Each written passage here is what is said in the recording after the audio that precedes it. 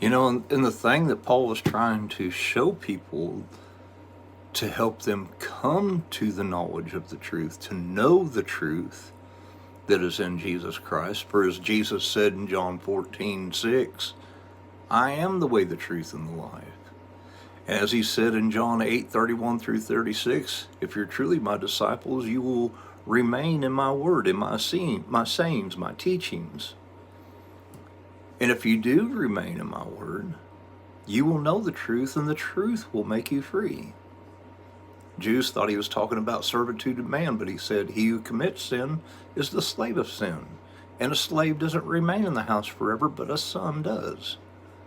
King James rendered it the son both times in 35 and 36, but Jesus is making a contrast between a slave and a child.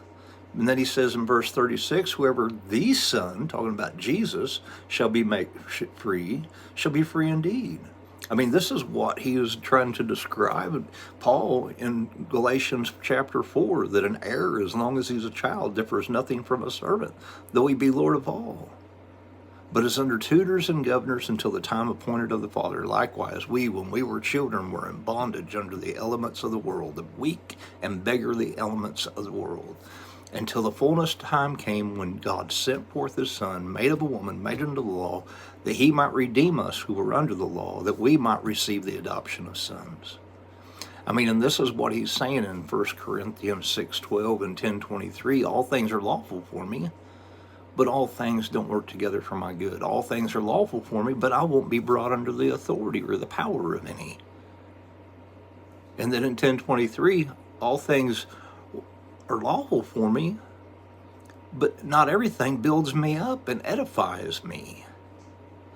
I mean, we need to understand the truth, because if you continue to seek to become righteous by works, you've set aside the grace of God, because we're given a new nature in Christ. If we've been water baptized into Jesus and into his death, we buried this body of sins with Jesus into the likeness of his death, and we put on Jesus, meaning that we put off the old man and we put on the new, as Paul says.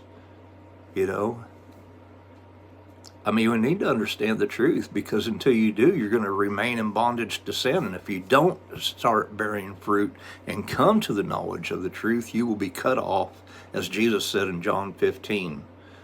If every branch in me that doesn't bear fruit is cut off and cast out, and men gather them as branches to be burned. We need to understand the truth.